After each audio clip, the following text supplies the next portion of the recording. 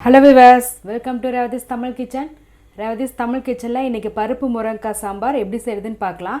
இது வந்து இட்லி, தோசை, சாதம் எல்லாத்துக்கும் ரொம்ப நல்லா இருக்கும். அது ரொம்ப ஈஸியான மெத்தட்ல எப்படி செய்யறதுன்னு பார்க்கலாம் வாங்க. பருப்பு வேக வச்சிடலாம். பருப்பு துவரம் பருப்பு வந்து பாத்தீங்கன்னா 2 கப் எடுத்துர்க்கேன். இது நல்லா வாஷ் பண்ணிட்டேன். தண்ணில 2 டைம் வாஷ் பண்ணி எடுத்து வச்சிருக்கேன். இப்போ இத குக்கர்ல சேர்த்துக்கலாம்.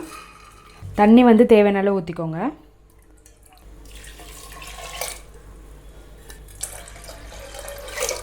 அடுத்ததா 3 பச்சை மிளகாய் சின்ன சைஸா இருக்கு. நான் 3 சேர்க்கறேன். பெரிய சைஸ் இருந்தா 2 சேர்த்தா போதும்.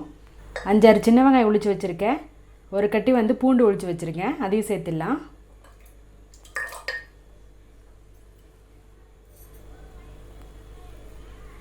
கால் டீஸ்பூன் மஞ்சள் தூள் எல்லாம் சேர்த்து நல்லா மிக்ஸ் பண்ணி விடுங்க.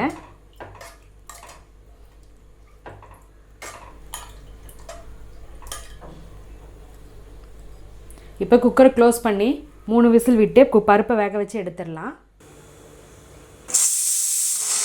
பருப்பு 3 விசில் விட்டு எடுத்துட்டேன். நல்லா வெந்திருக்கு. இப்போ மத்து வச்சு லைட்டாக கடைஞ்சாலே போதும். நல்லா மசிஞ்சிரும். அடுத்ததாக குழம்பு தாளிச்சிக்கலாம். குழம்பு தாளிக்க சட்டியில் வந்து நான் 2 கரண்டி எண்ணெய் ஊற்றிருக்கேன். எண்ணெய் காஞ்ச பிறகு 1 ஸ்பூன் கடுகு சேர்த்துக்கோங்க. ஜீரகம் வந்து 1 ஸ்பூன் சேர்த்துக்கிறேன். 2 வரமிளகாய், கொஞ்சமாக கருவேப்பிலை சேர்த்துக்கிறேன்.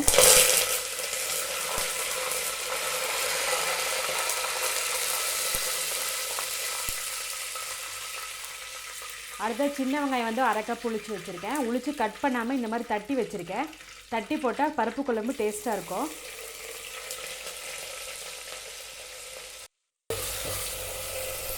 வெங்காயம் சேர்த்து மிக்ஸ் பண்ணிவிட்டு ஒரு 1/4 டீஸ்பூன் அளவு வந்து பெருங்காயத்தூள் சேர்க்குறேன்.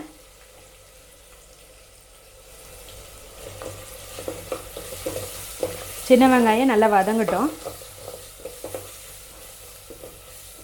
பருப்பு சாம்பாருக்கு பெரிய வெங்காயத்தை விட சின்ன வெங்காயம் போட்டால் தான் டேஸ்ட்டாக இருக்கும். வெங்காயம் வதங்கின பிறகு தக்காளி சேர்த்துக்கலாம். 2 தக்காளி பழம் எடுத்து கட் பண்ணி வச்சுருக்கேன். இப்போ அதை சேர்த்துக்கிறேன்.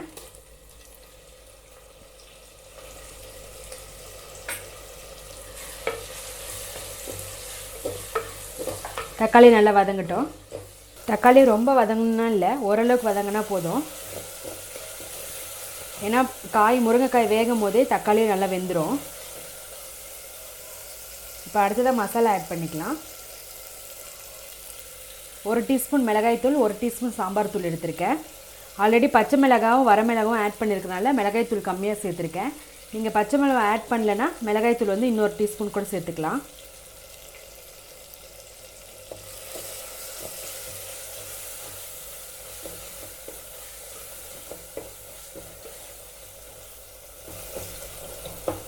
மசாலாவோட பச்சை வாசனை போகட்டும். அடுத்ததாக வேக வச்சு கடைஞ்சி வச்சுருக்க பருப்பை சேர்த்துக்கலாம்.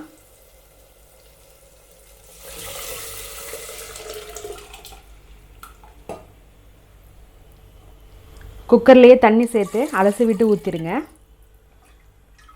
அடுத்ததாக தேவையான உப்பு சேர்த்துக்கோங்க. நான் கல் உப்பு சேர்க்குறேன். நல்லா மிக்ஸ் பண்ணி விடுங்க. ஒரு கொதி வரட்டும். அதுக்கப்புறம் காய் சேர்த்துக்கலாம். பருப்பு ஒரு கொதி வந்துருச்சு. அடுத்ததான் முருங்கைக்காய் சேர்த்துக்கலாம். 2 முருங்கைக்காய் கட் பண்ணி வச்சுருக்கேன். இப்போ அதை சேர்த்திடுறேன். நல்லா வேகட்டும். இப்போ இதை க்ளோஸ் பண்ணி வச்சிடலாம். முருங்கைக்காய் முக்கால்வாசி வெந்துருச்சு. இப்போ அடுத்ததாக புளி தண்ணி ஊற்றிக்கலாம். புளி வந்து ஒரு சின்ன நெல்லிக்காய் வந்து புளி வந்து ஊற வச்சு கரைச்சி வச்சுருக்கேன். அதை தண்ணி ஊற்றிடலாம்.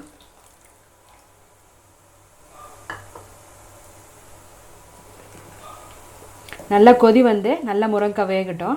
இன்னொரு 10 நிமிஷம் நல்லா விட்டுருங்க. குழம்பு நல்லா வெந்துருச்சு. முருங்கைக்காய் நல்லா வெந்துருச்சு.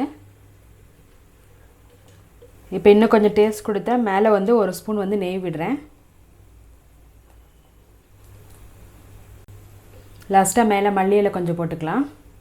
டேஸ்ட்டான பருப்பு முருங்கைக்காய் சாம்பார் ரெடி ஆகிடுச்சு. ரொம்ப ஈஸியான மெத்தடில் செஞ்சிட்டோம். இது வந்து இட்லி, தோசை, சாப்பாடு எல்லாத்துக்கும் நல்லாயிருக்கும். ரொம்ப கெட்டியாகவும் இல்லாமல் ரொம்ப தண்ணியாகவும் இல்லாமல் மீடியமில் வச்சுக்கோங்க. நீங்களும் இதே போல் வீட்டில் ட்ரை பண்ணி பாருங்கள். எங்கள் சேனலை சப்ஸ்கிரைப் பண்ணுங்கள். மறக்காமல் பக்கத்தில் இருக்க பெல் பட்டனை கிளிக் பண்ணுங்கள். இந்த வீடியோ உங்களுக்கு பிடிச்சிருந்தா ஷேர் பண்ணுங்கள், லைக் பண்ணுங்கள், கமெண்ட் பண்ணுங்கள். ரேவதிஸ் தமிழ் கிச்சன் பார்க்குற எல்லாருக்கும் ரொம்ப நன்றி.